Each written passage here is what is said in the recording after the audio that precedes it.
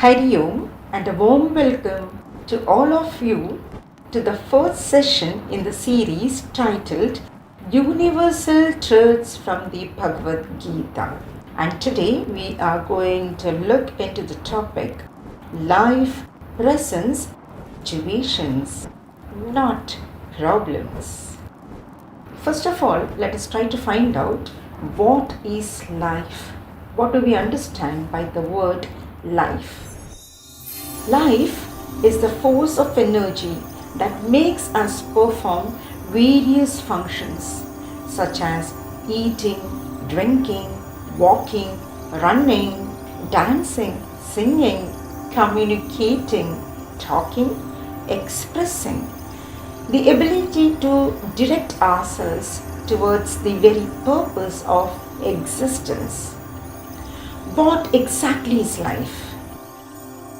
We can arrive at a lot of definitions defining life. Life is God, life is happiness, life is truth, life is knowledge, life is wisdom, life is faith, life is an inspiration, life is a beautiful prayer, life is a complete connect. For a normal human being, life starts with birth and ends with death. Now, during this span, we give a different meaning to life. For some, life is a game, so play well to win. Life is a stage, so enact well.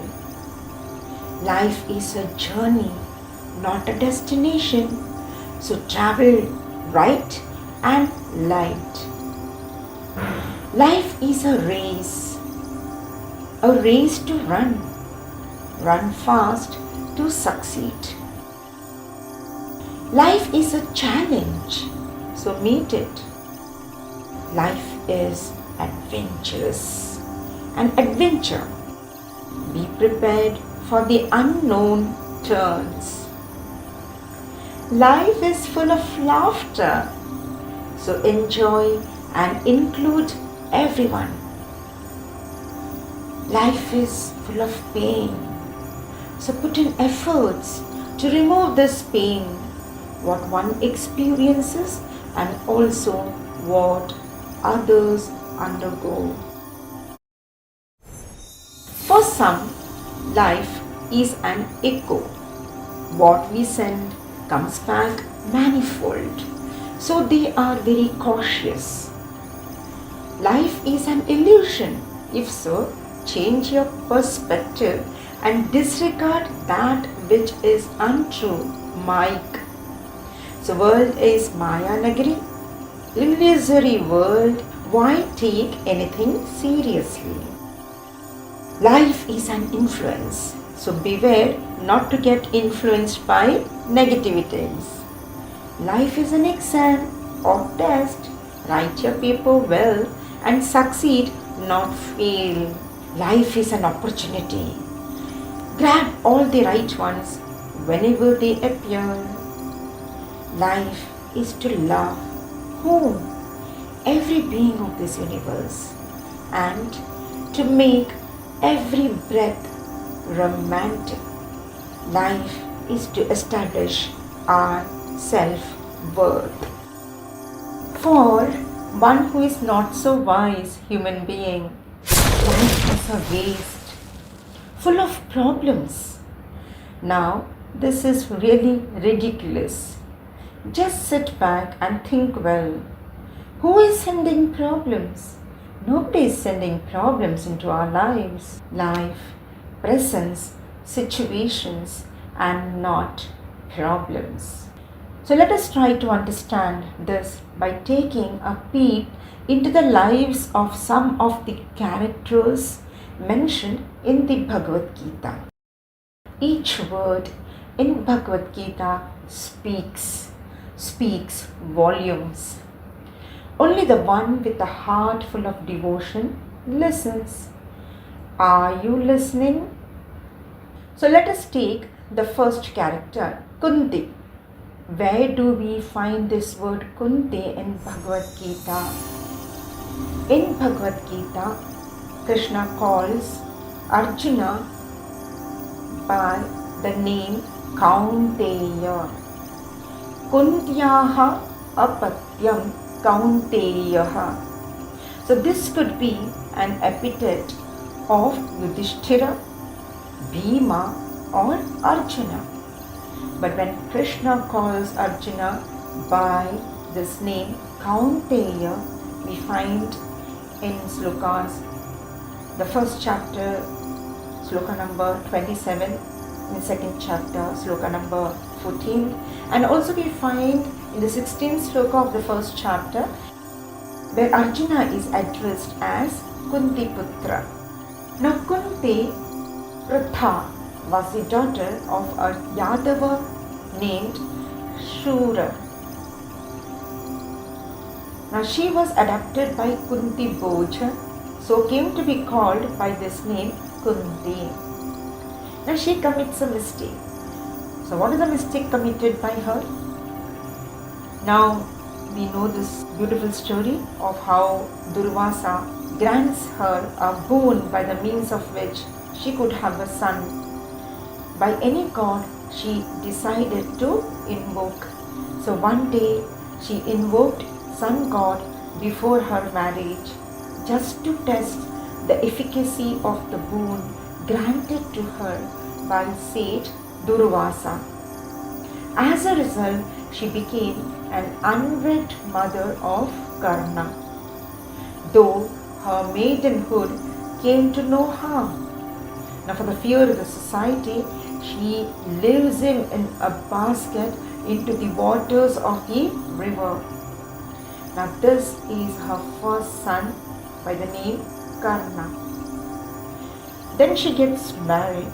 So she was the first wife of Pandu. Now Pandu was prevented by a curse from having progeny. So he allows his wife to make use of this boon when she reveals it to him. Now she invoked Dharma, Vayu and Indra and had from them Yudhishthira, Bhima and Arjuna. Now there are many situations in her life. One of the situation is when Madri wishes to join her husband in the funeral pyre. When Pandu dies, Pandu's second wife is Madri. So she was full of grief. She communicates to Kunti about her decision to leave the world with her husband. Thus, Kunti was left with the responsibility of taking care of 5 tender, fatherless children. Once, during their stay in the forest, she along with her sons, in the house of a Brahmana family, she found that the family were in a distress, as it was their family's turn to take food to the Rakshasa by the name Baka. She understood that taking food to Baka meant not returning alive. She understood what the family was going through. So she commanded Bhima to take the food. Well, as we know, Bhima returns victorious and unharmed. So we see when the circumstances came into her life, she is displaying courage in times of test. She is reminding her sons of their duty. Now let us look into her relationship with Karna. It is difficult to fathom the depth of pain she could have undergone when she had to see her eldest son Karna being humiliated in front of the masses. But she chooses to keep quiet, though she recognized him after so many years of separation. It was Karna's Kavacha and Kundala which was enough evidence for her to identify her son. Now when the war is announced, what happens? After the peace mission failed, she was worried about the hatred that Karna had harbored towards his brothers, especially Arjuna. So, what does she do? She goes and meets him. She meets him and tries to persuade to come to their side. She reveals to him that you are not Radheya, you are Pandava. So she reveals to him his identity as a Pandava. She reasons with him as to how he could fight his own brothers. Instead, why doesn't he join his brothers? When Karna showed his determination to be loyal to his friend Duryodhana, he expressed that by meeting him, she had robbed him of his inner armor by revealing his identity.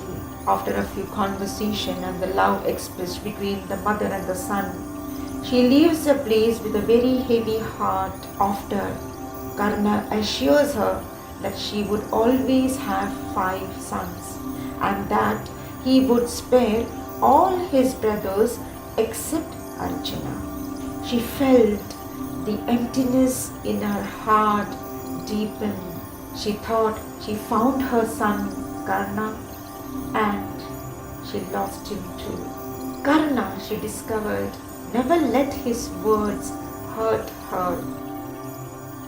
Now, interestingly, in Srimad Bhagavatam, the first skanda, 8th chapter, we have 26 verses, slokas, from sloka number 18 to 43, which is popularly known as Kunti's Stuti or Kunti's prayers. She is seen to be glorifying whom? Bhagavan Krishna. Now see, what happened was, Krishna finds that the Pandavas were free from all danger, so he decides to return to Dwarka. Kunti finds herself overpowered with the feelings of gratitude and devotion. She, through her glorification, reveals how she sees Krishna. Krishna for her is existing both within and outside all created beings. Sarva Bhutanam Antar Bahi Avastitam. Then she offers her salutations to Krishna, who is born of Vasudeva and Devaki. Salutations to who appeared in his manifestation as a sport, as the child of Nanda Baba. Krishnaya Vasudevaya Devaki Nandanaya Cha Nanda Gopakumaraya Govindaya Namo Namaha. Namah Pankajanabhaya Namah Pankajamaline Namah Pankajanetraya Namaste Pankajangraye. Salutations to the one who is lotus-eyed, wearing a garland of lotus flowers, the one who has the lotus emerging from his navel and whose feet resembles the lotus. She submits that she is aware of the fact that it was Krishna who saved repeatedly her and her sons from a series of calamities. So she prays that let calamities come again and again. It is because of these adversities that we get to see you again and again. She submits. Seeing you means that there is no more transmigration. Seeing you means there is no seeing birth and death again and again. She is addressing him as Kaivalya Pataye Namaha, meaning salutations to the Lord of final beatitude. She is glorifying Krishna. She is praising Krishna for having appeared to relieve the burden of the earth and for the protection of the world. So she prays to cut the strong bond that existed of affection that bound her with her own people. When such sweet devotion-filled words were coming from the mouth of Kunti, who was yearning for divine union and also understanding his acts as divine play, what did Bhagavan Krishna do? Krishna, as usual, smiled, captivating her mischievously. Mandam Jahasa. Now we have Prabhupada ji requesting Kunti's prayer to be read to him during his critical condition. So thus we see that this Kunti's prayers have made a deep impact on innumerable devotees across the globe. It gives one immense strength to face perils in life. Each one of them turned to these prayers and thus made these prayers immortal. There was another situation in her life. We see that as the years rolled by, after the coronation of Yudhishthira, one fine day, Dhritarashtra expressed his desire to Yudhishthira to go away to the forest with Gandhari. He could not be dissuaded to change his decision. The real shock came to Yudhishthira was when his mother also announced to accompany them to make amends for her sin that she committed towards her first son. So she too was allowed to go to the woods. And Sanjaya and Vidura also accompanied them. Now we find, how did she die? Once, while she along with the others were returning to their place of stay in the forest, a fire broke out in the forest. They saw the fire, yet they made no attempt to escape from it. Sanjaya was persuaded to leave and he goes to the Himalayas. So what conclusion do we draw after looking into certain happenings in the life of Kunti? So there were different circumstances which she faced. So we see that Kunti's life was not easy. She slipped many a time. She departed from what is understood as proper, yet she portrayed courage, determination and firmness. We do not see her complaining or grumbling. Krishna was right in front of her. Who could stop her from doing so?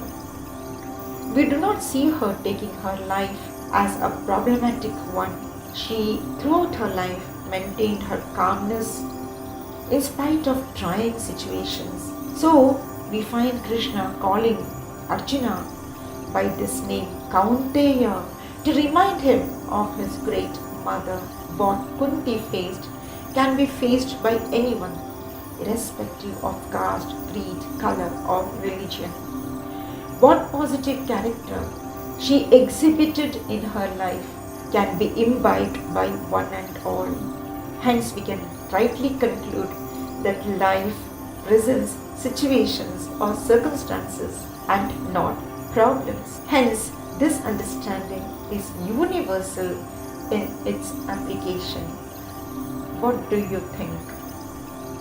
So now we take the next character, and that is Shalya.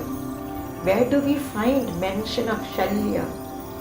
The Gita Dhyana Shloka describes him as Shalya Grahavati. Now who was Shalya? Shalya actually means any cause of poignant or heart-rending grief, a difficulty or distress or a thorn of mental faculties or tormenting the mind. Now here we are not talking about any of these. We are talking about the king of Madra, brother of Madri, the second wife of Pandu. He was the maternal uncle of Nakula and Sahadeva. In the Great War, he at first intended to fight on the side of Pandavas because he was very much fond of his nephews. However, we find that he is fighting on the side of Kauravas. What happened? So he was artfully tricked by Duryodhana to fight the war on his side. How was he tricked? When he heard of the impending war, he marched along with his army to fight with his nephews.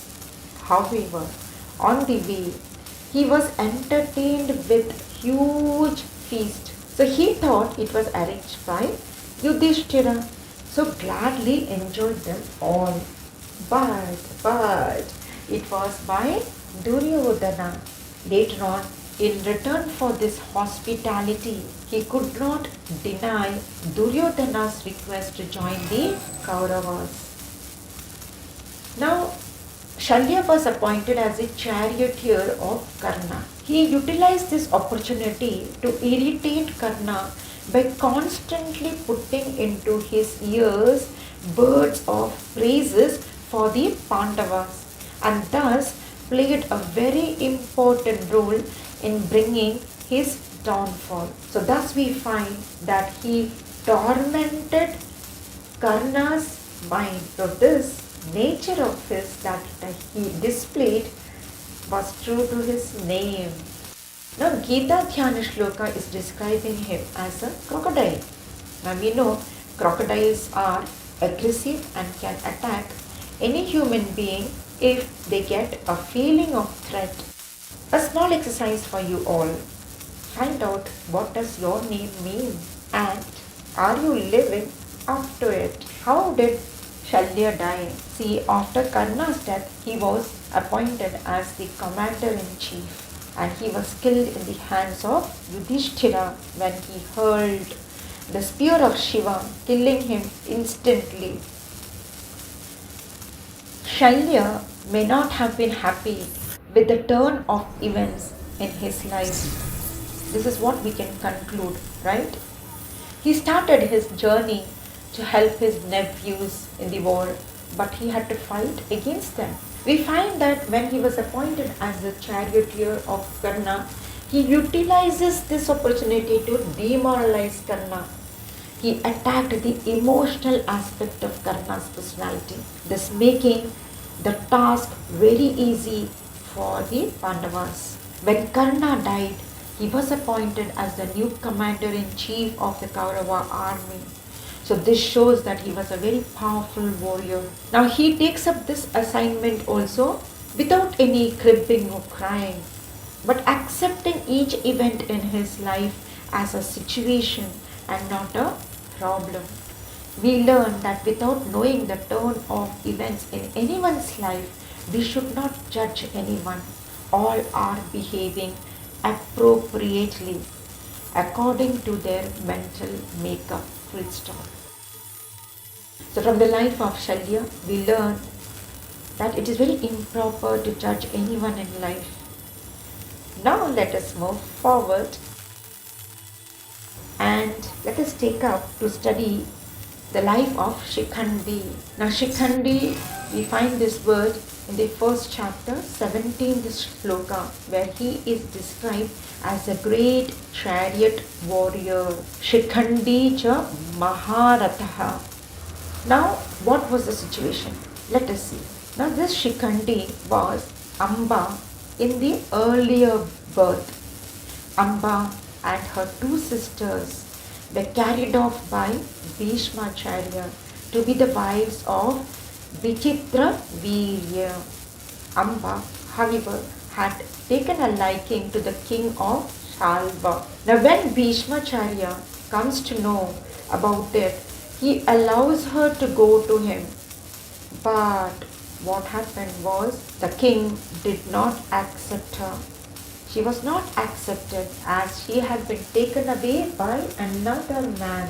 Now this no longer remained a situation. It became a problem in her life. So she is asking Bhishmacharya to accept her. Now Bhishmacharya, we already know, he had taken a vow of lifelong celibacy. She became deeply hurt. She decided to avenge this humiliation. What did she do? She had this thirst to have revenge. She performed penance, denying her even the basic necessities of life. She was gifted with a garland of fresh lotus flowers by Shankha or Murugan, telling her that the one who wears it round his neck would be in a position to kill Bhishma.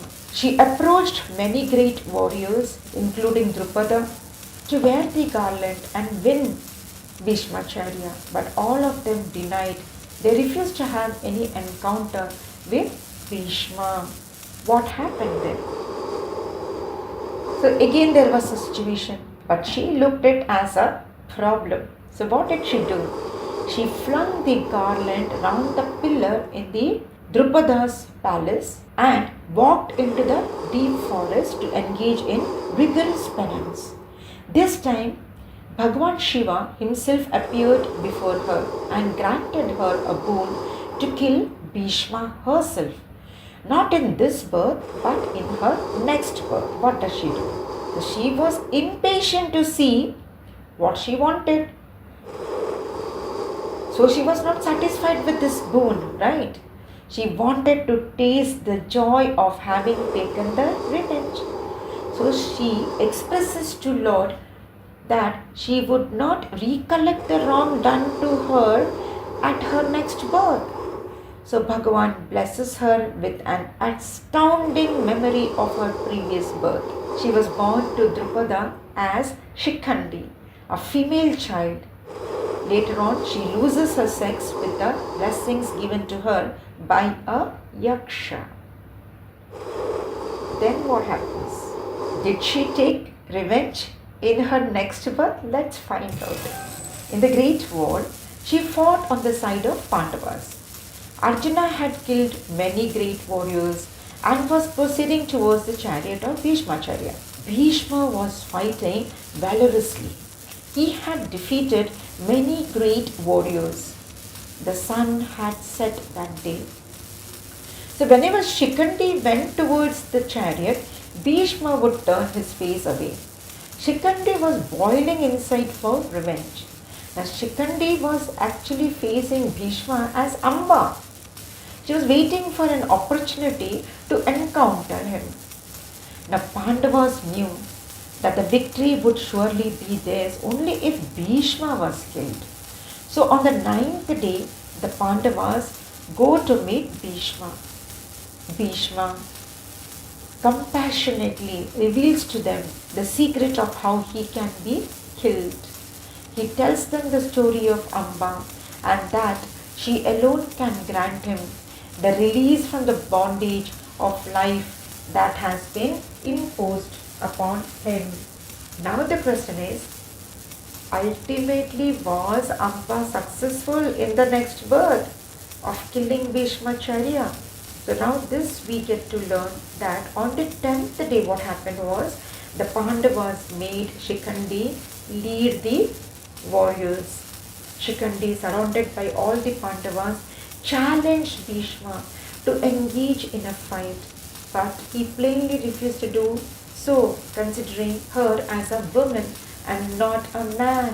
Now somehow Duryodhana could sense danger for Bhishmacharya, so he commands his warriors to protect Bhishmacharya. Now Krishna was observing the face of Bhishmacharya and came to know the right moment when he was ready to leave his body. So he instructs Shikhandi to get ready, and Shikhandi started shooting arrows at Bhishmacharya. Now Bhishmacharya's body was bristling with arrows. Mind you, it was not from the bow of Shikhandi, but from the Gandiva of Arjuna. So what is the conclusion that we draw? So Amba became Shikhandi in the next birth. Was the purpose of the two births accomplished?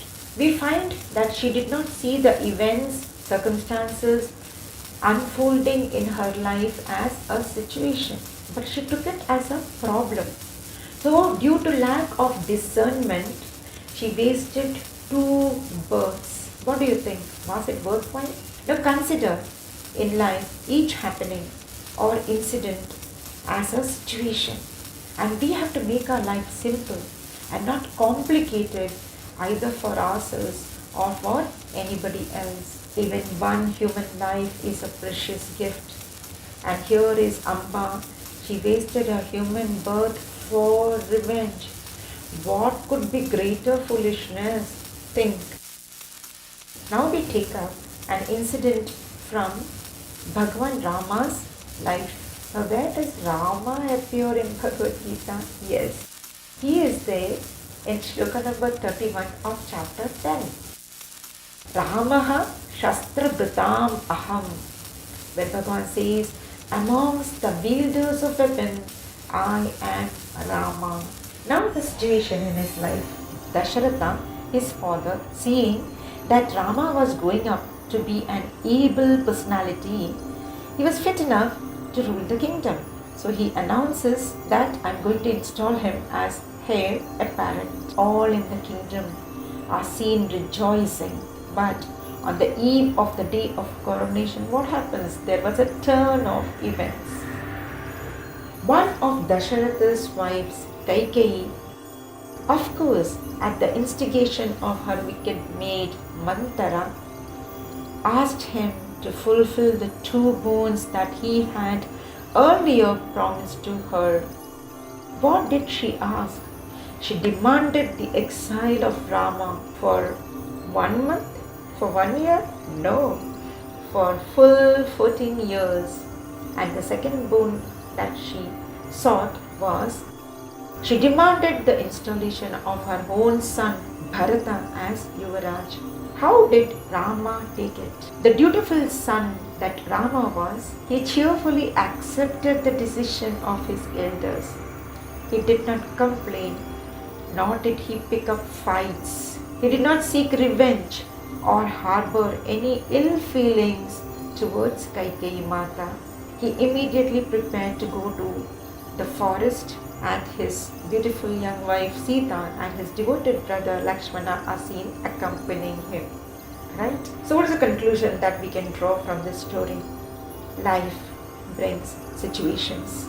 They are not in our control, but our attitude towards the situations are within our reach. Now just wishful thinking to be like Lord Rama will not help.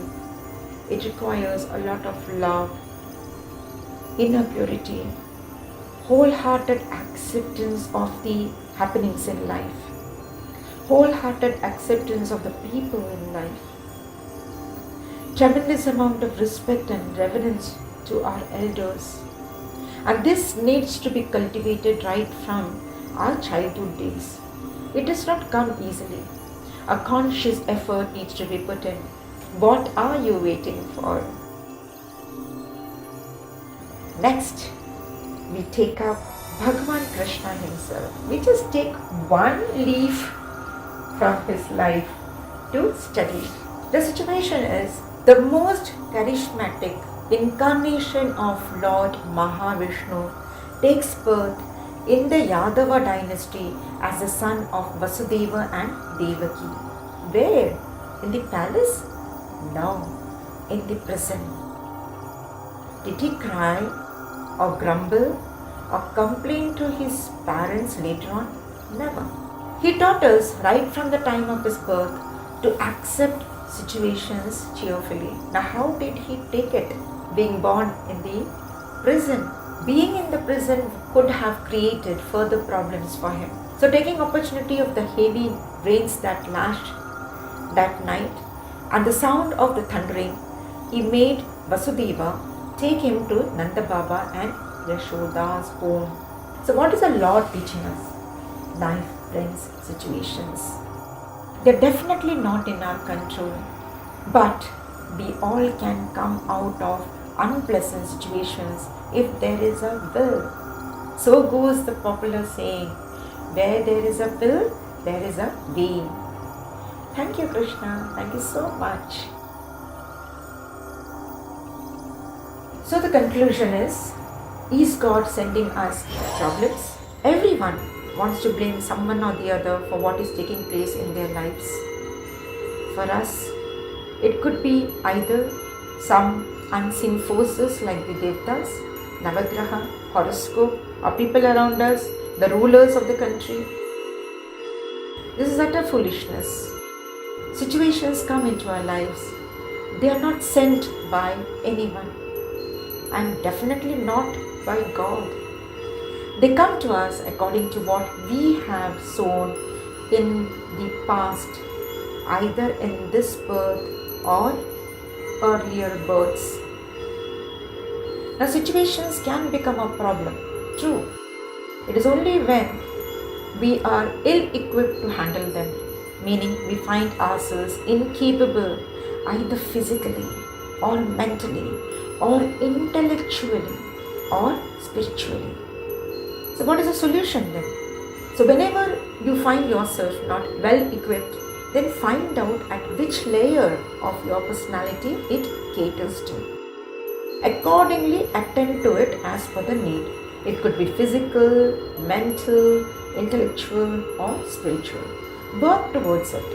Then what will happen? Two things can happen. Either such situations will not occur in the future because you have already learned the lesson why such situations are coming into your life, or you will be very well equipped to handle them all. Please share your thoughts with me of what do you think, who are the other characters who found the circumstances in their life as situations and not problems. Situations come to our lives. Life presents situations, not problems. Is this thought universal in application or only confined to Hindus studying Bhagavad Gita? Think. Thanking each one of you from the bottom of my heart for helping me reflect loud. Om Tat Sat.